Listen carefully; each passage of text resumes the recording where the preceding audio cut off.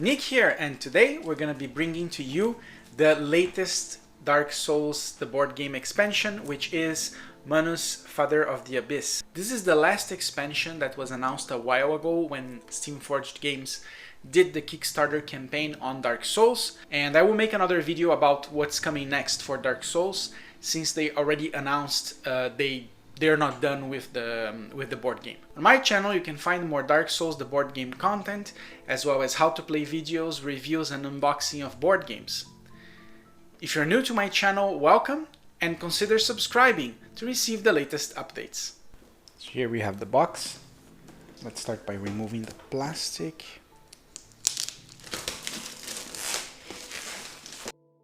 In the front cover you have Manus.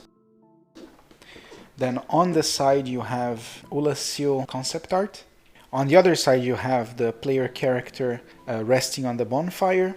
And this expansion comes with one Manus Father of the Abyss miniature, one health dial, one data card, 14 behavior cards, 2 treasure cards, 4 level 4 encounter cards, 1 game board, and 1 rules insert.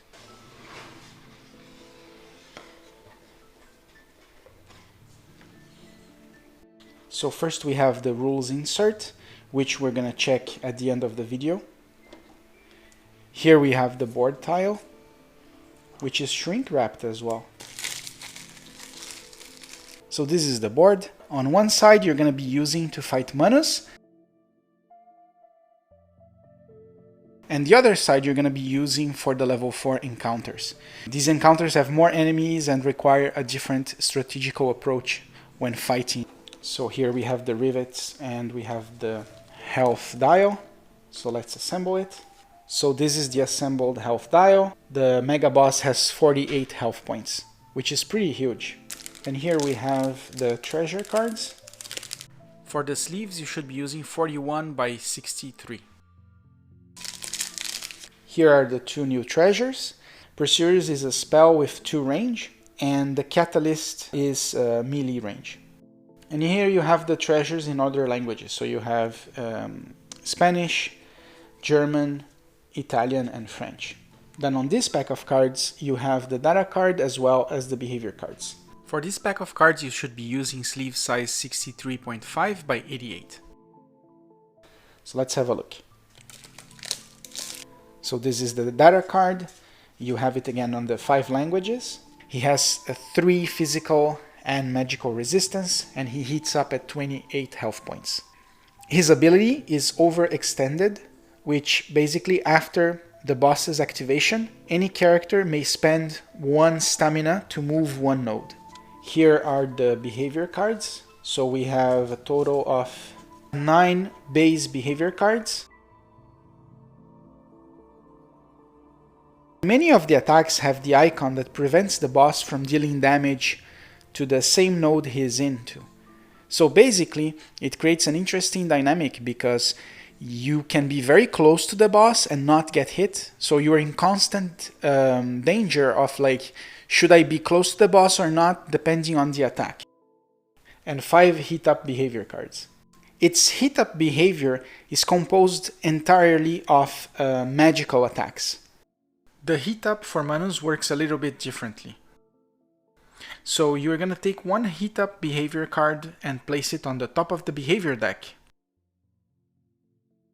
Then take a second random heat up behavior card and without looking at it, place it face up on the bottom of the discard pile. Do not shuffle the behavior deck. And here you have the 4 level 4 encounter cards.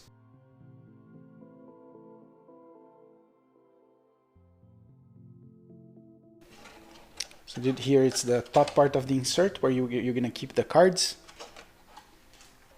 And here we have the miniature. It's huge.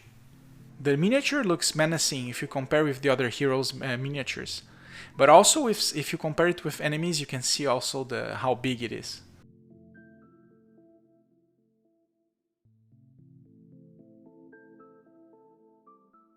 You don't need to assemble it. It comes fully assembled. And it fits in the box, which is good. Like some of the miniatures, like Calamite, if you have to remove the wings if you want to keep it in the box again. Miniature looks nice. The face is a little bit like not as detailed. That this is something people mentioned from the streaming when they revealed Manus, like the model, the miniature model. So it's not as detailed, but looks all right. And before I do my review on the combat, let's have a look at the rules insert.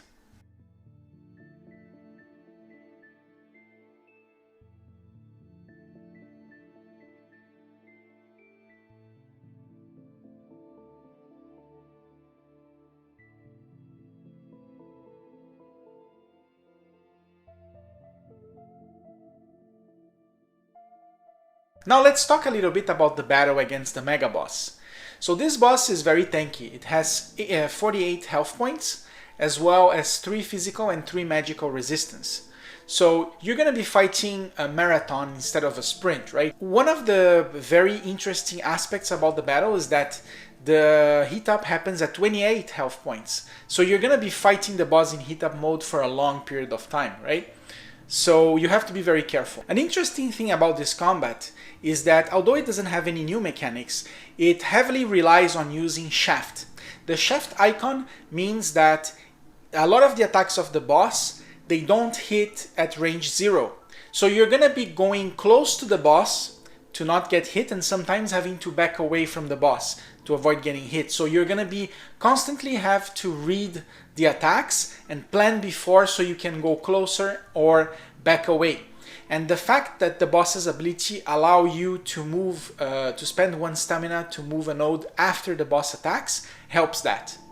Once the boss heats up, then he has a lot of magical attacks that have a lot of range. So it's going to be hard to escape from the boss's attacks. So you're going to be having to go close to the boss a lot of times. So I think the dynamics are really cool.